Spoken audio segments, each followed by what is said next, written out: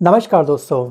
पूरे वर्ल्ड के अंदर 200 से अधिक प्रकार के कैंसर पाए जाते हैं। जी हाँ, कैंसर की अलग अलग स्टेज होती है। स्टेज 1 का अगर कैंसर है तो वहाँ पे ट्यूमर काफ़ी छोटा होता है, ठीक है, उसका क्षेत्र काफ़ी सीमित होता है। वो आसपास के लिम्फ नोड्स या फिर अन्य शरीर पर, जी हाँ, फैलावट उसकी काफ़ी कम होती है। उसको, जी हाँ, ख़त्म करना, कैंसर से जीत पाना, जी हाँ, काफ़ी हद तक संभव हो पाता है।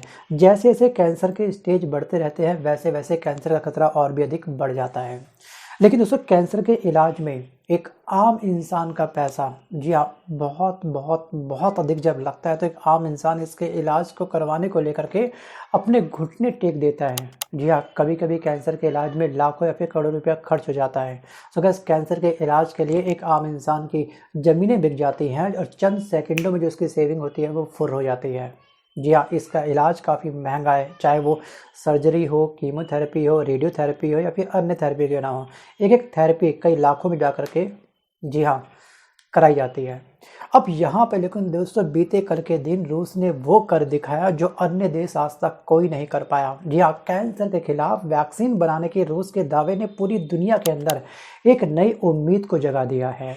सो गाइस, इस वैक्सीन को, जो रूस ने वैक्सीन बनाई है, इस वैक्सीन को 2025 की शुरुआत में लॉन्च कर दिया जाएगा, ऐसा दावा किया जा रहा है दोस्तों रूस के द्वारा।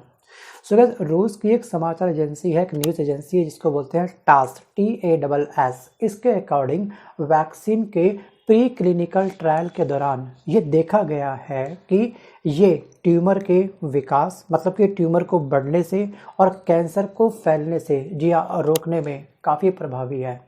जब ये प्री क्लिनिकल ट्रायल हुआ है तो इसके काफ़ी पॉजिटिव, जी हाँ, इम्पैक्ट देखने को मिले हैं या फिर रिजल्ट देखने को मिला है। अब यहाँ पे सबसे बड़ा सवाल दोस्तों हमारे मन में ये भी आना चाहिए कि आखिरकार ये वैक्सीन क्या हर इंसान को लगाई जाएगी? जैसे कोविड की वैक्सीन लगाई थी, हमें कोविड नहीं था लेकिन फिर भी हम लोग फुल्ली वैक्सीनेट हुए कोविड से। कोविशील्ड की वैक्सीन हमने लगाई थी, लेकिन क्या ये वैक्सीन हर इंसान की बॉडी में इंसर्ट होगी? तो इसको भी हम लोग जानने का प्रयास करते हैं। सो गाइस, एक्चुअली जो वैक्सीन होती है ये मुख्य रूप से दो प्रकार की होती है। पहली होती है प्रिवेंटिव वैक्सीन, यानी कि इस वैक्सीन से बीमारी का बचाव होता है। जो हमको कोविशील्ड वैक्सीन लगाई गई थी वो प्रिवेंटिव वैक्सीन थी, ध्यान रखिएगा। जैसे कि हमारे यहाँ पर सर्वाइकल कैंसर के खिलाफ, ठीक है, HPV वैक्सीन लगाई जाती है। जिसने ये वैक्सीन ली है उन महिलाओं को सर्वाइकल कैंसर होने का खतरा बहुत हद तक खत्म हो जाता है या फिर कम हो जाता है। और इसी प्रकार दोस्तों को याद होगा हेपेटाइटिस बी का इंजेक्शन, राइट। ये वैक्सीन क्या करती है, जो सर्जन को लेनी पड़ती है ताकि इलाज के दौरान संक्रमण होने से लीवर कैंसर के खतरे को कम किया जा सके, राइट। ये प्रिवेंटिव वैक्सीन नहीं है जो रूस ने बनाई है, ध्यान रखिएगा। ये उसी के ऊपर अप्लाई होगी जिसको कैंसर होगा, चाहे पहले स्टेज का हो, सेकंड का, थर्ड या फिर फोर्थ स्टेज का कैंसर ही क्यों ना हो। अब यहाँ पे आपको एक चीज़ और ध्यान रखनी है, जी हाँ, जो आपके लिए बेहद ज़रूरी है कि आखिरकार इस वैक्सीन को तैयार कैसे करा जाएगा। यानी कि एक वैक्सीन रूस ने बना दी, क्या वही वैक्सीन स्टेज जो 1 पर जिसको कैंसर हुआ है, जिसका कैंसर स्टेज 1 का है, उसको भी सेम वैक्सीन दी जाएगी? और जिसका कैंसर काफ़ी मतलब हद तक बढ़ चुका है, जिसका इलाज कर पाना भी मेडिकल टर्म में काफ़ी मुश्किल हो चुका है, जिसको स्टेज 4 का कैंसर है, क्या दोनों के अंदर सेम वैक्सीन काम करेगी? इसको भी आप लोग प्लीज़ थोड़ा सा बारीकी से ज़रूर समझिएगा। दोस्तों, मैं अगेन रिपीट करूंगा कि जो रूस की जो वैक्सीन है ये कैंसर होने के बाद, जी हाँ, इसके इलाज में काम करेगी, ठीक है। जिनको कैंसर हो चुका है, जिसकी सर्जरी, कीमोथेरेपी या फिर रेडियोथेरेपी चल रही है, वहाँ पर इस वैक्सीन का इस्तेमाल होगा। ये वैक्सीन सबके लिए नहीं है, ध्यान रखिएगा। और सबसे बड़ी बात ये है कि ये जो वैक्सीन है ये फुल्ली, जी हाँ, पर्सनलाइज्ड वैक्सीन है, मतलब कि ये कस्टमाइज्ड वैक्सीन है। जिस रिक्वायरमेंट, जिस बॉडी में जो रिक्वायरमेंट होगी, जिस स्टेज का कैंसर होगा, उसके हिसाब से ये वैक्सीन उसको दी जाएगी।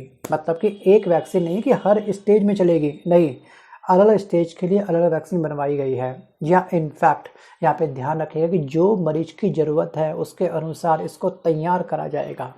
और जिस मरीज को, जी हाँ, जो कैंसर का मरीज़ है, उस कैंसर के मरीज के खुद के ट्यूमर जो सेल होता है, उस सेल से RNA निकाल करके इस वैक्सीन को तैयार किया जाएगा।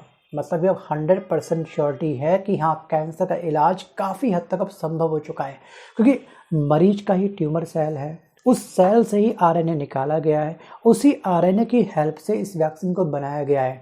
तो कहीं पर भी कोई भी लूप पॉइंट जनरेट नहीं होगा। और आपको ध्यान रखना कि पूरे वर्ल्ड के अंदर पहली बार वैक्सीन बनाने में AI टेक्निक का इस्तेमाल किया गया है। पूरे वर्ल्ड में आज तक किसी भी देश ने अपनी लैब के अंदर एआई टेक्निक के माध्यम से वैक्सीन नहीं बनाई है, और रूस पहला देश है जहां पर वैक्सीन को बनाने के लिए एआई टेक्निक का इस्तेमाल किया गया है। और ध्यान रखिएगा कि ट्यूमर सेल से जब आरएनए निकाल करके वैक्सीन बनाई जाएगी, विद इन हाफ आवर, मतलब कि आधे घंटे में वैक्सीन बनके तैयार हो जाएगी। ऐसा नहीं कि भाई आज उसका ट्यूमर सेल से आरएनए लिया तो 1 महीने 2 महीने का वेट करना पड़ेगा वैक्सीन बनने के लिए, तब तक उसकी कंडीशन और ख़राब हो सकती है पेशेंट की। तो इसलिए यहाँ पे क्या है, तुरंत उसको आधे घंटे में वैक्सीन मिल जाएगी और वैक्सीन उसकी बॉडी में इंसर्ट कर दी जाएगी। अब तो जानकारी के अनुसार ये कहा जा रहा है कि जो वैक्सीन बनाई गई है, ये 200 प्रकार के जो कैंसर पूरे वर्ल्ड के अंदर फैल चुके हैं, ये हर कैंसर में काम नहीं आने वाले। जी हाँ, जानकारी के अनुसार यहाँ पर ये 4 प्रकार के जो हमारे पास मेजर कैंसर फैल चुके हैं पूरे वर्ल्ड के अंदर, उन 4 प्रकार के कैंसर में काम करेगी। पहला दोस्तों आपका है लंग्स कैंसर। अब मैक्सिमम दोस्तों जो लंग्स कैंसर के दोस्तों जो रिकॉर्ड है पूरे वर्ल्ड के अंदर, ये टॉप पर है। सबसे अधिक पेशेंट आपके लंग्स कैंसर के पाए जाते हैं। जी हाँ, लंग्स कैंसर क्यों होता है आपको मालूम होगा। ज़रूरत से ज़्यादा स्मोकिंग जो लोग करते हैं, जो स्मोकिंग बहुत ज़्यादा करते हैं, उनके लंग्स ख़राब हो जाते हैं, वहाँ पर कैंसर बनने के सिम्टम बहुत अधिक होते हैं। जिन एरिया में पॉल्यूशन काफ़ी अधिक है, वहाँ पे दोस्तों लंग्स कैंसर बनने की संभावना काफ़ी अधिक होती है। खास दोस्तों दिल्ली के अंदर, दिल्ली में पुरुषों में होने वाले कैंसर में जो लंग्स कैंसर है वो काफ़ी टॉप पर है। दोस्तों सेकंड जो कैंसर है आपका, वो होगा आपका पैंक्रियाज का कैंसर। ठीक है, थर्ड कैंसर आपका होगा स्किन कैंसर, जहाँ ये वैक्सीन काम करने वाली है। और फोर्थ आपका है लिम्फोमा।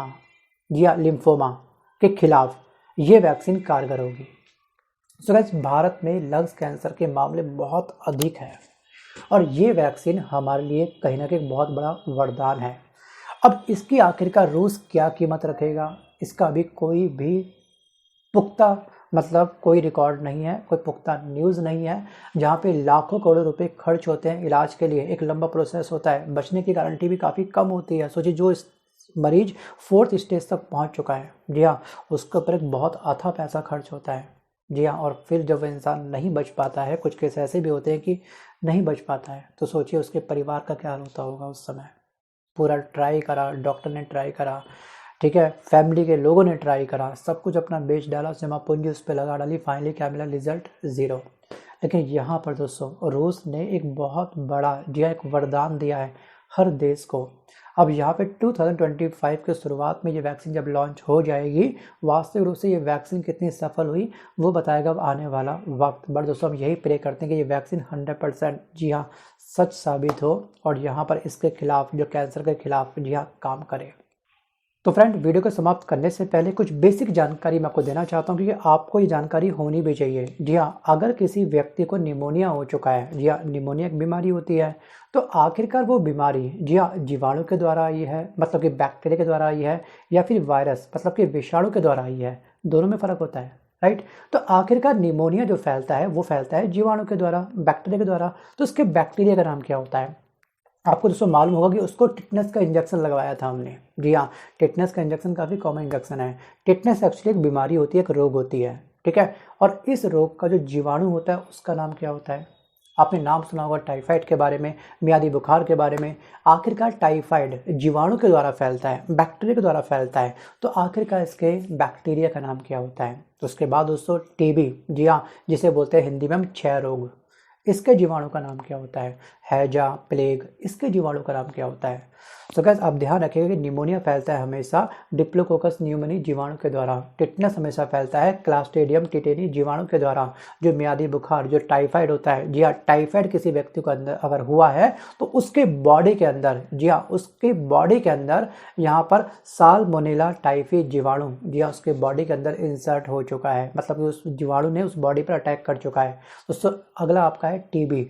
टीबी फैलता है जीवाणु के द्वारा, और इसके दोस्तों जीवाणु का नाम होता है क्या, माइक्रोबैक्टीरियम ट्यूबरकुलोसिस। ये आप सबको मालूम होगा, बहुत फेमस है दोस्तों ये आखिरकार फुल फॉर्म। तो उसके अलावा दोस्तों एक आपका है प्लेग। प्लेग फैलता है पोस्टुला पेस्टिस के द्वारा, और स्किन में ना दाग की बहुत दिक्कत आती है, खास तौर पे तब जब मौसम में हल्की सी क्या होती है, मतलब कि जब बरसात का मौसम होता है दोस्तों, दाग होता है स्किन का रोग, और दाग हमेशा फैलता है फंगस के द्वारा, जिसे हम बोलते हैं कवक, और इसके कवक का नाम होता है माइक्रोस्पोरम लेनोसम। सो गाइस आज के इस वीडियो में बस कर इतना ही, मिलता हूँ जल्द एक नए वीडियो के साथ, तब तक के लिए धन्यवाद।